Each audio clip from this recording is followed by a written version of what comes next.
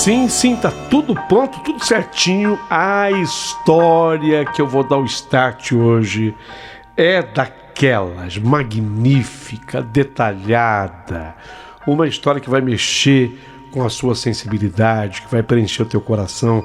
Olha, compartilhe. Pedido especial, seja membro aqui do canal, torne-se membro aqui do canal, será muito importante para todos nós. O YouTube pede que os criadores de conteúdo incentivem as pessoas a se tornarem membro, e eu estou fazendo aqui o meu papel. Seja membro, fortalece o canal e me ajuda tanto. Também se inscreva no canal, acione o sininho para ser sempre comunicado sobre quando uma nova história chegar. Mais um pedido? Sim, mais um pedido. Abaixo do vídeo tem, é como se fosse uma linha do tempo, tem algumas coisas escritas, e aí você vai encontrar assim, valeu. Esse valeu é o valeu demais. É uma forma que você tem de apoiar o nosso canal.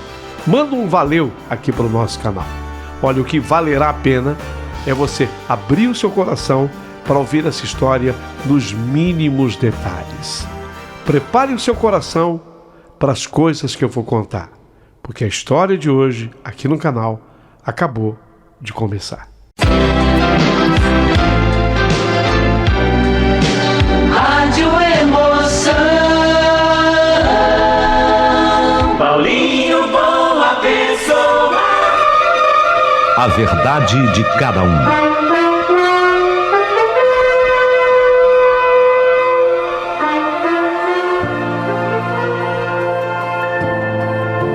A primeira frase que eu usaria assim na minha história, faz tempo. Faz tempo. E é gostoso. Olha, Paulinho, você não imagina a satisfação que eu estou tendo de me sentar hoje à frente do computador e digitar para você todas essas emoções da minha vida, tudo isso que eu vivi. Mas eu estou arrancando tudo lá do fundo da alma, sabe? Lá do fundo do coração. Eu me lembro perfeitamente de tudo o que se passava naquele ido de 1976. Faz tempo. Faz muito tempo. Eu morava numa cidadezinha pequena, as ruas tranquilas. Comecei, viu, Paulinho, a escrever a minha história. Cercada de árvores as ruas, havia até poeira vermelha no ar. Poeira vermelha, porque algumas ruas não eram ainda asfaltadas e nem tinham paralelepípedos. Aliás, em 1976, havia muitas ruas, a maioria das ruas da minha cidade era tudo com paralelepípedo. É importante eu dizer isso? E vocês vão entender o porquê, tá? Muitas ruas com paralelepípedos. Uma cidade pequena, gostosa, aprazível. Mas eu lembro como se fosse agora. 76, aquela tarde quente, céu azul, nenhuma nuvem, esse detalhe é importante, nenhuma nuvem. Eu voltava da casa da minha amiga Ana Paula. Ela morava algumas ruas acima. Eu estava com a minha bicicleta, a chamada bicicleta de menino, porque ela não tinha cano. Hoje não existe isso mais. Antigamente existia. Em 76 ainda existia. A bicicleta sem cano era a bicicleta de menina. E era assim que eu estava voltando de lá, pedalando de forma distraída. Sabe que música que eu vinha cantando no caminho que eu nunca mais vou esquecer, e por isso que foi importante eu falar da nuvem? Aquela que diz assim: eu sou nuvem passageira, que como o tempo se vai. Eu sou como um cristal bonito, que se perde quando cai, que se quebra quando cai. Eu acabei me perdendo um pedacinho aqui na letra. Não por culpa sua, mas fui eu que errei, viu? Eu voltava da casa da minha amiga Ana Paula. Vinha pedalando forte, Eu cantarolava essa música, sentindo o vento bater no rosto, o cabelo desgrenhado voando para trás. Naquela idade parecia que o mundo inteiro era meu e que nada poderia me parar. Mas o destino tinha os seus próprios planos. Porque quando eu virei aquela rua e comecei a descer aquela ladeira, agora que entra o paralelepípedo, e por que ele é importante? Aquela rua era paralelepípedo. E eu não sabia. Veja bem. E em frente à rádio, porque havia a nossa rádio local, em frente à rádio local, os homens abriram assim uma valeta porque eles estavam fazendo uma nova instalação. Coisa de água. Era água pública. E você sabe como é que é? A rádio é importante pra caramba porque dá notícia. Então a prefeitura dava um capricho assim para atender aquela rua da rádio. E eles arrancaram os paralelepípedos em frente à rádio. Mas eu não sabia. E como era ladeira, eu soltei a bicicleta ladeira abaixo. Então eu vinha numa velocidade boa, o sol batendo forte e eu cantando Nuvem Passageira. Meus pensamentos estavam longe, lembrando das conversas bestas que eu tinha tido com Ana Paula, dos segredos de quase meninas que nós éramos. Eu daqui a pouquinho vou revelar qual era a idade minha nessa época. Acho que posso falar já. Eu havia chegado aos 15 anos, 76. As risadas, as brincadeiras, eu voltando. Eu não sabia que tinham arrancado os paralelepípedos de frente da rádio. E eu vinha com tudo, de repente eu vi um rapaz. Na frente da rádio havia assim um banco, sabe desse tipo banco de praça? Então eles colocaram na frente da rádio para receber ali ouvintes. Sai um rapaz, ele levanta do banco e ele corre pro centro da rua abrindo assim as mãos, tipo, para menina, para. E não deu tempo de eu brecar. Não deu tempo para paralelepípedo. O breque da bicicleta também não era tão eficaz assim. Eu até puxei assim o breque, mas não deu. E esse rapaz, ele acabou entrando na frente da bicicleta. E ele praticamente abraçou o guidão, a mim, a bicicleta e nós caímos no meio da rua. Por que ele fez isso? Porque ali havia uma valeta, um buraco. E ele tinha certeza absoluta, ele estava certo, que se eu viesse com tudo e passasse daquele buraco, o tombo ia ser feio. Ia ser muito feio.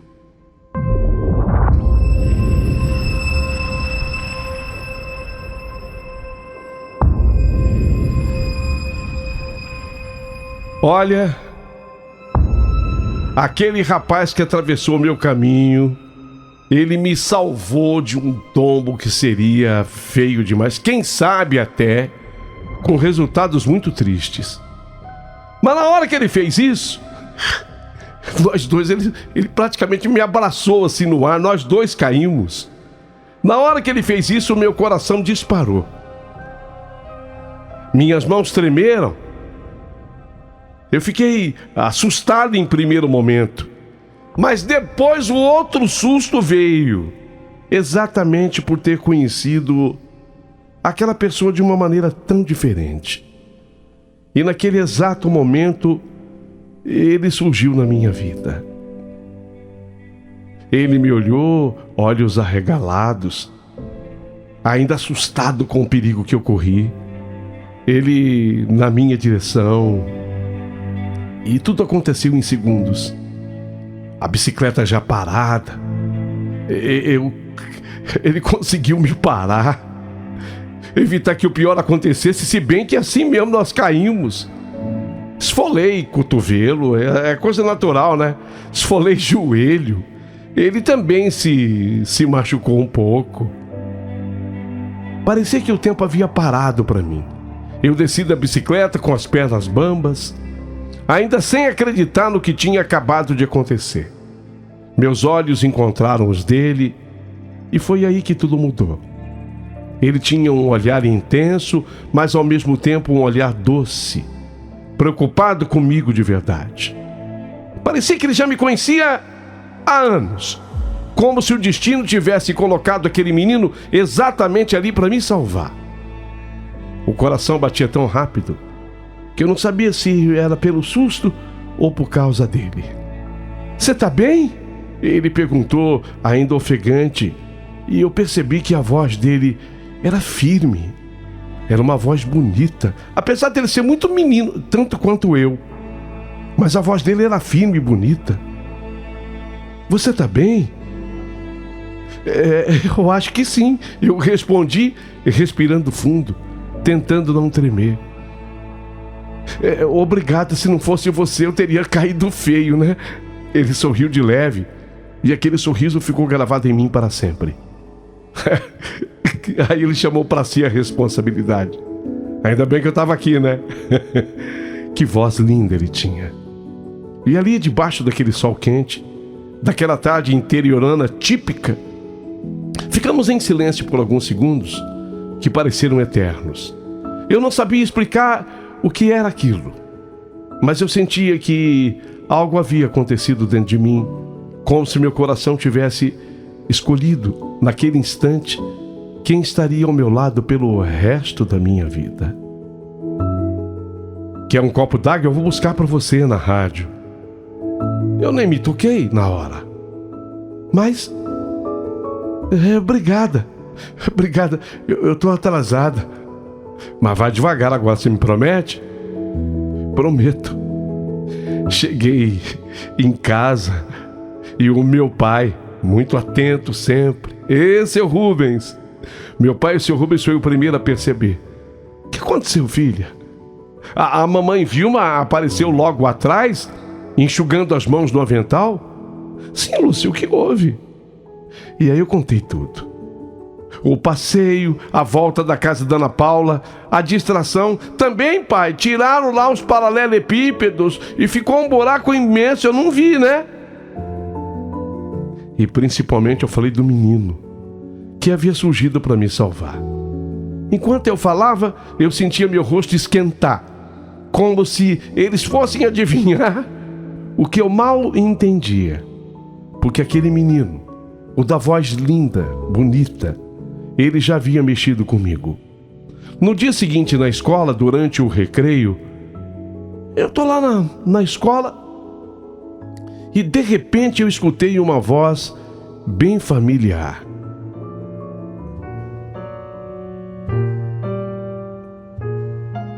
"Onde fica o primeiro B?"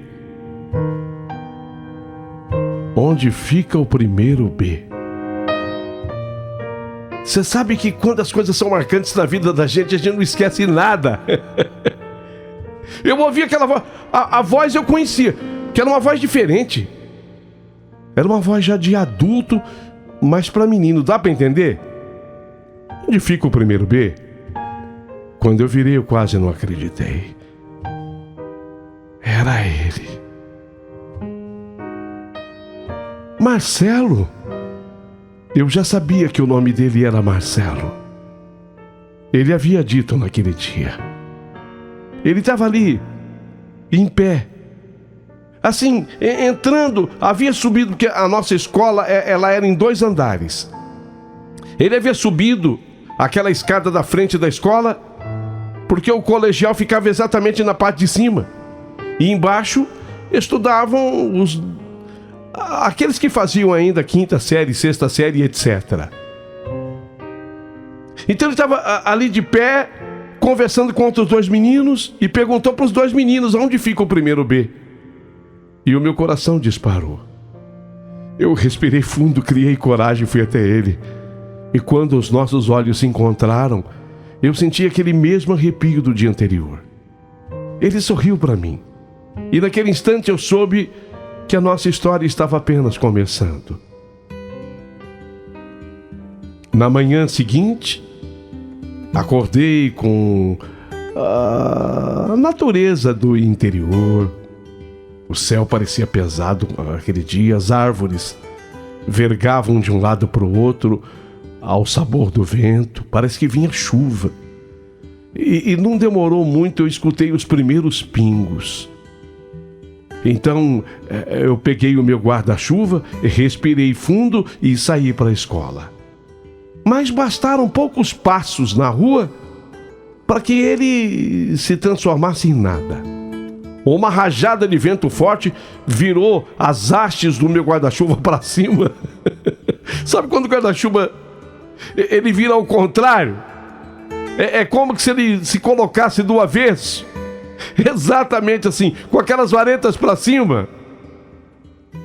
Num instante aconteceu. Nossa, o guarda-chuva quebrou. Fiquei parada, sem graça, tentando arrumar-me ali, mas não havia o que fazer. Cheguei na escola encharcada e sem o meu fiel companheiro, o meu guarda-chuva. O dia seguiu como qualquer outro: matemática, português, ciências, biologia. Naquela época tinha OSPB, Organização Social e Política Brasileira. Era tudo diferente. Era 1976. Nuvem Passageira, do Hermes Aquino, era o primeiro lugar da parada de sucessos. Mas eu estava tão diferente. Havia um motivo secreto para a minha ansiedade que me fazia olhar tudo. As aulas terminaram, olhei pela janela e eu vi que a chuva tinha voltado. Dessa vez não tão forte, mas mansa, sem vento. Suspirei, imaginando como eu chegaria em casa sem guarda-chuva, quando eu vi a voz atrás de mim. Há um detalhe: se ele foi para o primeiro B, eu tinha ido para o primeiro C. Nós estávamos no mesmo primeiro colegial. Só que ele tinha perguntado do primeiro B e o meu era o primeiro C. Aí quando eu tô saindo da escola naquele dia, eu escutei a voz dele, aquela voz grave e bonita. Não tem guarda-chuva, né? Eu levo você até sua casa. Meu Deus, era o Marcelo. Ele segurava um guarda-chuva preto, grande, firme. Me ofereceu espaço debaixo dele. Por dentro eu tremia. Tremia mais do que a própria chuva pudesse tremer. Concordei num aceno tímido que ele me acompanhasse. E logo nós estávamos caminhando juntos pela rua molhada. Ficamos tão próximo, debaixo do guarda-chuva, que nossos ombros se encostavam. Sabe quando o ombro assim vai esbarrando no outro? Aquilo me dava uma sensação maravilhosa. Só do ombro. Imaginem vocês. É preciso que você faça um exercício de imaginação. Você já pensou, você gostar tanto da pessoa que só do ombro dela tocar o seu é gostoso? Eu paro aqui para fazer uma pergunta. Você já viveu essa sensação de só tocar o ombro em alguém e se sentir abraçada? Fica no ar a minha pergunta. Cada passo eu podia ouvir a respiração dele, sentir o calor que contrastava com um friozinho do ar úmido devido à chuva. Marcelo, a voz linda, fazia piada sobre as poças que tentávamos evitar, e eu ria, às vezes muito mais do que eu devia. Talvez não fosse tão engraçado assim, mas eu achava tanta graça, só para prolongar o momento. Você é demais, Marcelo. Você me mata de rir. Exagerava.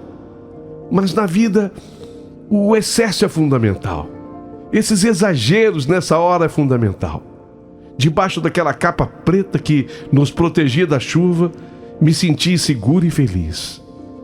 Estranhamente completa. Era como que se o mundo inteiro tivesse desaparecido e restasse apenas eu e ele e o som da chuva ao nosso redor. Chegamos em frente ao portão da minha casa. Eu já me preparava assim para me despedir. Marcelo ficou parado, me olhando fixamente. Meu coração acelerou. Apesar da chuva e do friozinho, parece que as minhas mãos suaram. Sei lá. E então ele falou quase num sussurro, mas com uma firmeza que me fez tremer e prender a respiração. Ô Lúcia, você já ouviu falar em amor à primeira vista? Hã? Você escutou o que eu falei? Já? Então, desde aquele dia, quando eu te vi naquela bicicleta, alguma coisa mudou aqui dentro de mim. Eu penso em você o tempo todo. As palavras dele me atravessaram como um raio de luz. Eu nunca tinha ouvido nada parecido. E sem hesitar respondi com voz trêmula, mas cheia de verdade. Eu também gosto de você, Marcelo. Ele sorriu, aliviado, e parecia que a chuva até tinha diminuído só para nos ouvir. No sábado, você quer ir comigo até a pracinha? Assim à tarde, só pra gente conversar. Meu sim saiu tão rápido que eu quase tropecei no próprio sim. Você já pensou uma pessoa responder uma palavra de 3 letras e tropeçar? Sim. Antes que eu perdesse a coragem, eu me aproximei e eu dei um beijo nele. Foi um beijo tímido, rápido, mas que fez meu coração disparar como nunca antes. Antes dele sair, ele falou: "Você não sabe, mas eu não sou daqui. Eu vim para trabalhar na rádio. O meu programa começa às 8h30 da noite, até às 11. Escuta, eu vou te mandar uma música." Jura? Você tem programa na rádio? Tenho. Tchau. Eu abandonei a televisão.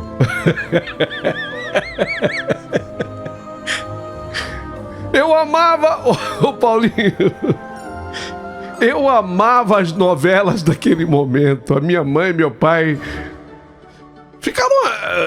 O que aconteceu? Você não... Vai começar a novela... Você não vem assistir a novela? Vai começar a novela!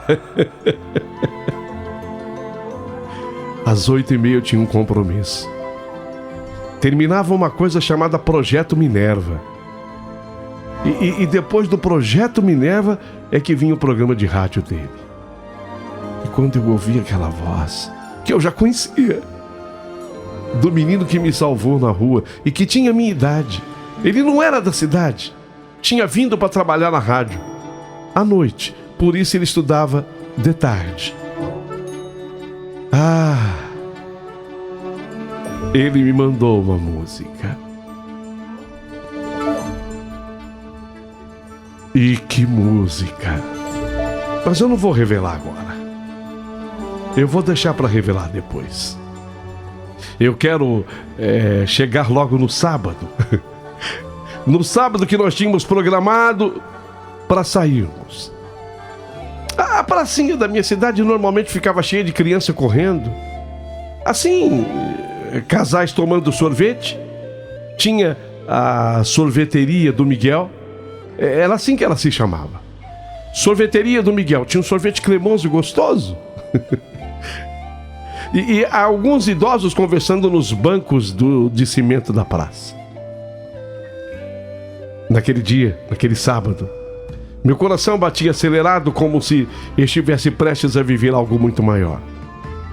Quando eu cheguei, avistei Marcelo sentado num banco, inquieto, mexendo nas mãos. Ele sempre teve as mãos grandes e os dedos longos, mexendo nas mãos, como quem não soubesse o que ia fazer com elas. E assim que ele me viu, se levantou apressado e caminhou até mim. Trazia uma rosa vermelha. Romântico! É pra você, Lúcia. E a voz dele: é pra você, Lúcia. Sorri envergonhada, o rosto queimando. Obrigada. Marcelo, ela é linda. Fomos caminhando pela praça, rindo de coisas bobas. Compramos sorvete na sorveteria do Miguel, de casquinha. Eu quero o meu de chocolate. O meu quero de morango, disse ele. Nos sentamos pertinho do chafariz. A água caía com aquele som que parecia acalmar tudo. E foi então que eu tirei da bolsa a xereta do meu pai. Quê? Eu tenho certeza que essa hora todo mundo vai dizer assim: você tirou o quê da bolsa, Lúcia? A xereta do meu pai. Ninguém sabe o que é, né? A xereta era uma câmera fotográfica. Na época, nem pensar em celular. A xereta do meu pai era a câmera fotográfica. Moça! Moça! Você me faz um favor? Você tira uma foto nossa? Mas será que eu sei? É fácil, ó. É só você focalizar ali na gente. E apertar esse botãozinho aqui. Essa é a xereta. É simples de mexer. A xereta era pequenininha e simples de mexer. Eu queria que você batesse essa foto. Você pode fazer esse favor? Aí eu falei para ele: Marcelo, a gente precisa dessa foto para guardar esse dia para sempre. Ele passou assim o braço pela minha cintura, trêmulo. Foi quando eu escutei o clique da xereta. E lá estava registrada a primeira imagem nossa juntos. Como foi comovente. A moça me devolveu a xereta, guardei na bolsa, era do meu pai. Pelo amor de Deus, eu tinha que ter o máximo de cuidado com a xereta. Mas sabe quando tudo vai mudar? Assim, num repente? Sim, tudo iria mudar e de forma muito repentina, como de fato tudo mudou. O Marcelo, ele estava rindo de algo que ele tinha acabado de falar. E de repente, eu olhando para ele, eu vi que o olhar dele ficou vago. Ele ainda estava com a casquinha do sorvete de morango na mão e o sorvete escorregou da mão e caiu no chão o sorvete de morango. E antes que eu entendesse o que estava acontecendo, gente, ele tombou para frente, mas ele tombou assim, rígido. Eu queria tanto ter tido a atitude que ele teve comigo lá naquele buraco do paralelepípedo, de ter segurado, mas eu não estava preparada. Eu não estava preparado, então ele caiu no chão. Ele caiu de frente no chão. E ele não apenas caiu, porque quando ele caiu, ele começou a se debater com força. Marcelo! Na medida em que aqueles segundos eles iam passando, eu fui me desesperando. Marcelo, socorro! Socorro!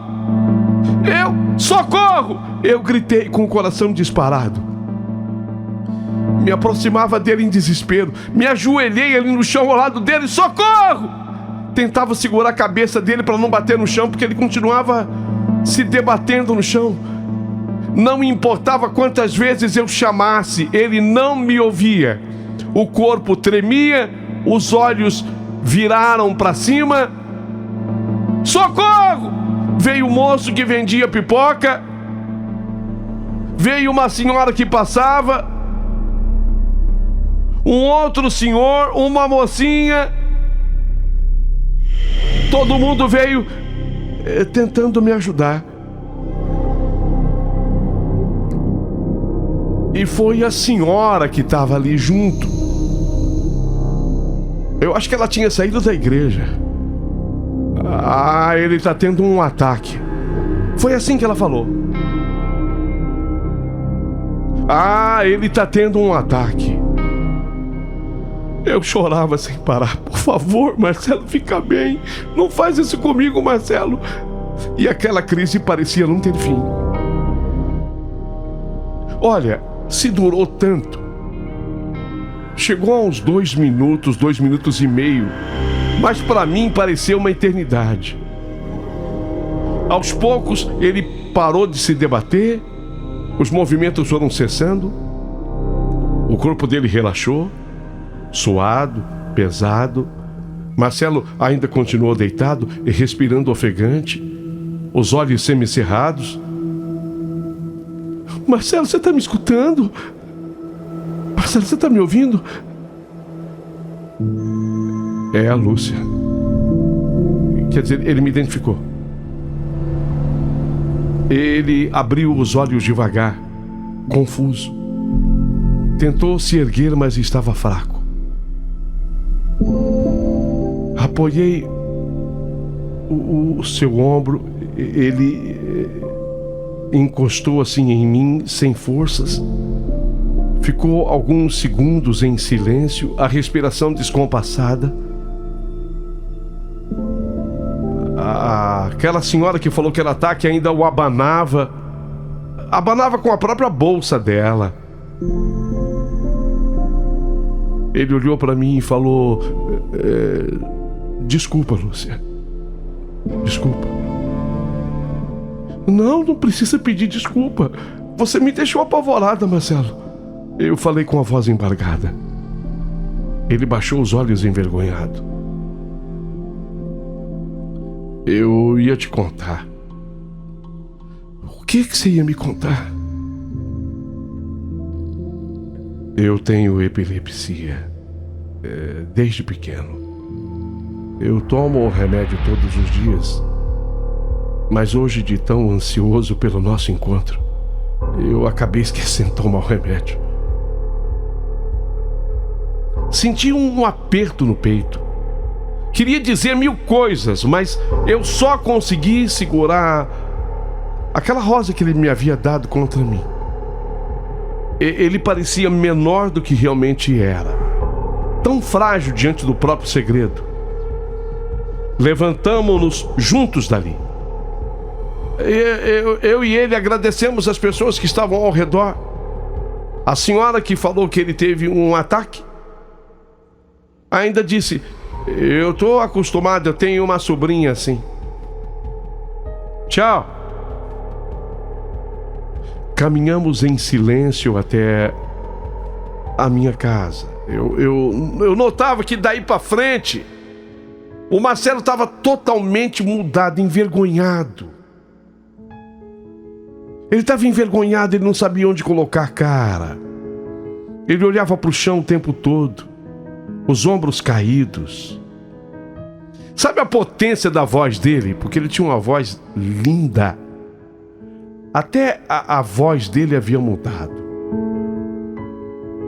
Sabe quando a pessoa perde assim o brilho?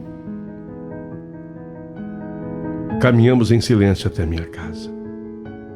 Eu percebia que ele olhava para o chão o tempo todo. De vez em quando ele passava a mão pela testa ainda suada. Sem contar alguns ferimentos. Um arranhão na ponta do nariz. Arranhão nos cotovelos. Ele ficou mais ferido do que eu havia ficado aquele dia na queda da bicicleta. Eu queria pegar na mão dele, mas não tive coragem. Sei lá por quê. No portão ele parou. Ô, Lúcia, desculpa por ter estragado tudo, tá? Não era para ter acontecido. Tchau, Lúcia. Tchau, Marcelo. Eu respondi baixinho, vendo ele se afastar com passos lentos. E foi assim que eu entrei na minha casa preocupada. A mamãe me viu assim. Ela me conhece muito bem. Filho, o que houve? Tá pálida? Papai apareceu logo atrás. Sábado ele não trabalhava de tarde. E essa flor aí, filha? E esse cara que veio até aqui? Explica. Me sentei no sofá. Tirei a xereta da bolsa. Ô pai, eu peguei a sua xereta. Ah, é? E pra quê? Ué, pra tirar uma foto. Essa foto é minha, tá, pai?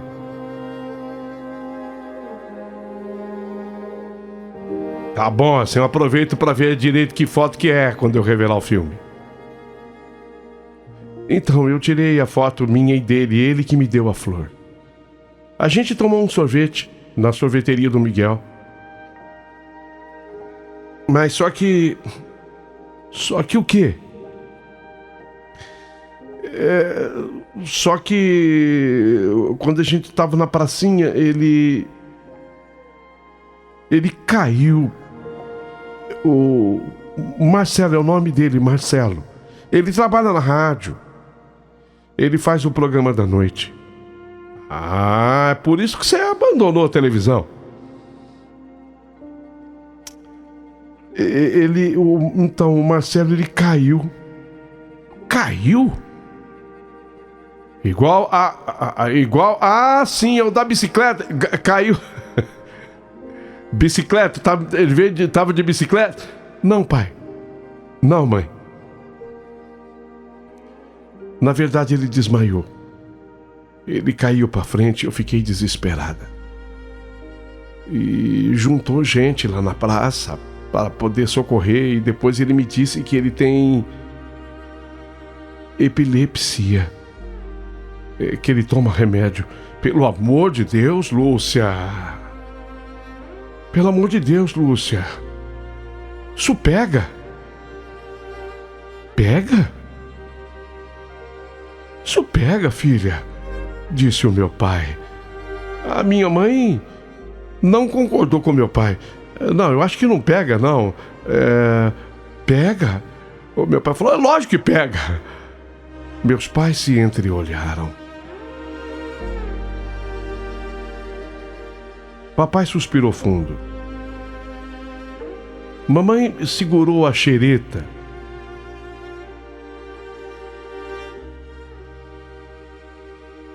Eu ainda chorava.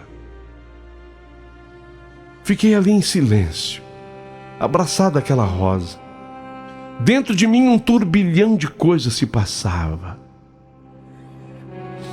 Eu estava assustada, claro. Mas, acima do medo, havia uma certeza. Que nada daquilo diminuía o que eu sentia pelo Marcelo. Pelo contrário, parecia me aproximar ainda mais dele. Mas meu pai voltaria ao assunto ainda naquele dia. Filha, quero ter uma conversa com você. Já falei com a sua mãe. Olha, o rapaz pode até ser boa pessoa, mas o pai vai te explicar. Você sabe que o pai não é uma pessoa maldosa. Mas se o rapaz sofre com esse problema, o pessoal chama de ataque. Se ataque, acesso. O que, pai? Eu não sei. Não, ele falou epilepsia, pai. Eu não sei como é que fala. Acesso, ataque. Os antigos falavam assim. Você sabe que o pai não teve estudo.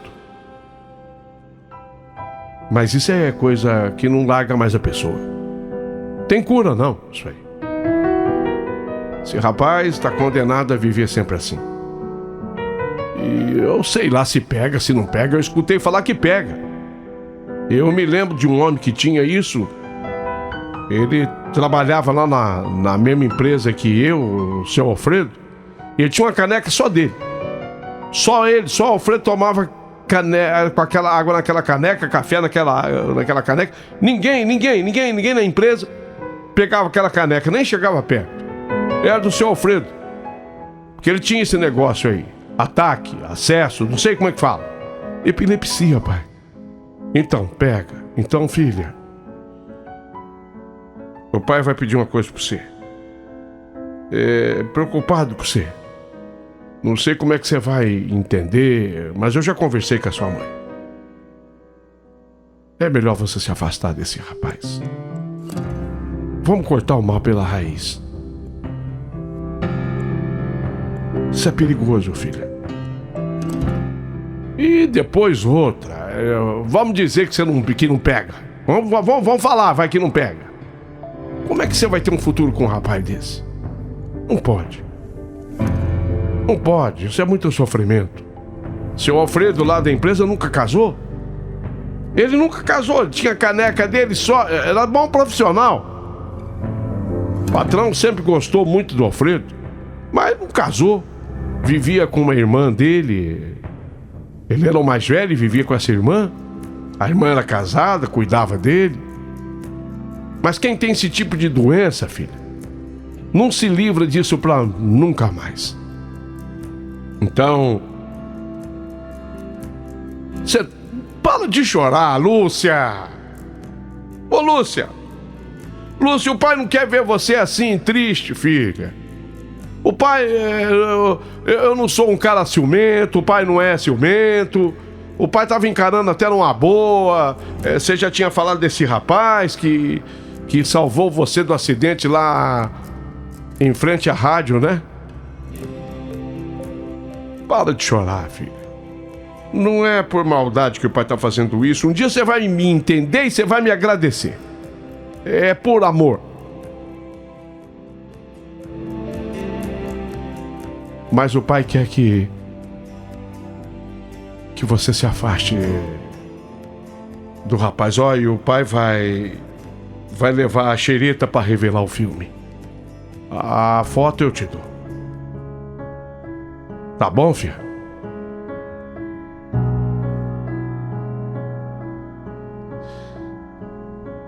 Tá bom, pai. Foi a resposta que eu tive naquela hora. Tá bom, pai. Filha, vem cá me dar um abraço. Você é uma filha boa, você é uma menina boa. Essas coisas acontecem, filha. Isso passa. Um dia você vai dar muita risada disso, viu?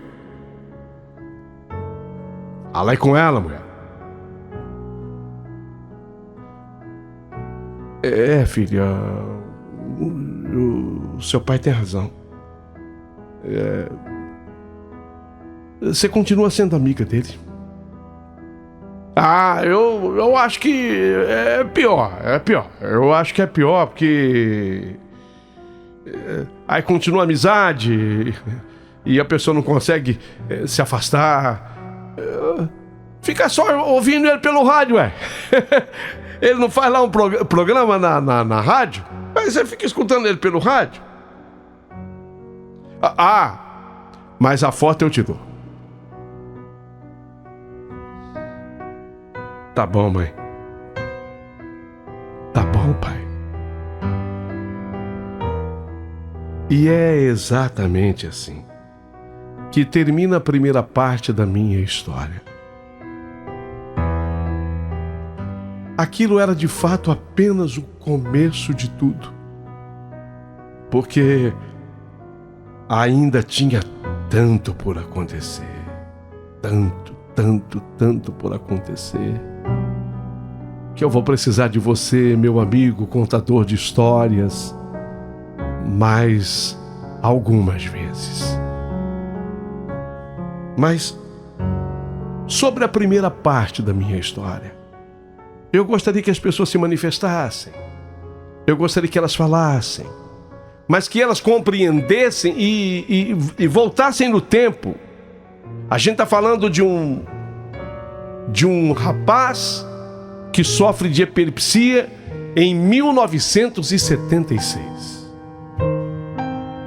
Bem, a segunda parte vem aí.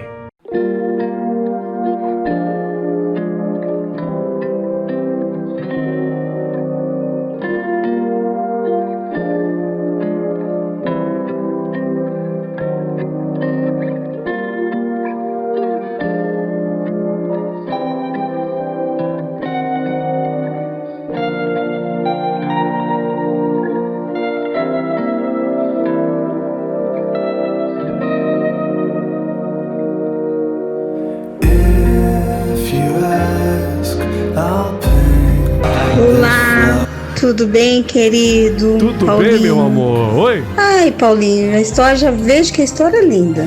É linda Eu espero que mesmo. tenha um final muito feliz. É linda. Paulinho, eu não culpo os pais dela, não, porque naquela época deles, pra trás, ainda mais o pessoal tinha umas crenças, né? É. E uma falta de entendimento, uma ignorância, não porque era, tipo, burro, não é, Não, eram não. leigos mesmo, uma Leigos, ignorância isso. que não era por mal, enfim, era natural. Mas eu acho que tem história boa por aí, viu? Eu acho que esse rapaz vai conquistar os pais dela e eles vão ter uma família muito bonita. Até amanhã, um cheiro Fabi Souza Divino Natal, ansiosa pra ver o final. Adoro teu comentário, Fabi de Vila Natal. Paulinho, eu só posso dizer o seguinte. O pai da Lúcia era um sujeito ignorante, mas não no sentido de arrumar briga, não no sentido de querer proibir a filha disso, daquilo ou daquilo outro. Não.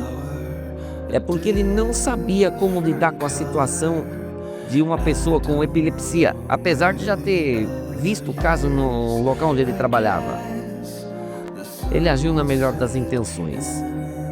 E vamos ver como é que a coisa vai se desenrolar ao longo dessa história. Então, Sandro Rogério aqui de Mogi das Cruzes. Bom dia, Paulinho, boa pessoa, meu amigo, meu irmão, aqui é o Washington Santos. Nossa, olhando essa época, como é complicado, né, Paulinho? Como era complicado o preconceito nessa época, né? A falta do conhecimento. Uns por falta de oportunidade, que é o caso, com certeza, do pai dessa menina. Ele não tinha noção, conhecimento dessa doença, né? Uma doença perigosa que exige da gente uma atenção, né? Bom dia, Deus abençoe você e seu programa, meu amigo. Paulinho, boa pessoa, bom dia. Jura de Ribeirão Pires. Ô, Paulinho, boa pessoa, que história linda. Um dia vai dar certo. Mas essa doença não pega não, viu? A minha irmã tem essa doença desde 2 aninhos. Hoje ela tem 62 anos, tem epilepsia, toma tanto remédio. Gardenal, Baby Cal, uma coisa assim, sabe? Um monte de remédio. Mas essa doença não pega não. Que história linda, viu? Bom dia, Paulinho. Bom dia, Vitória, Reinaldo, e toda a equipe, Maria Quitene. Paulinho, essa história é muito rica em sabedoria, em mostrar que essa doença não pega, mas até hoje ainda tem gente que acredita que essa doença pega.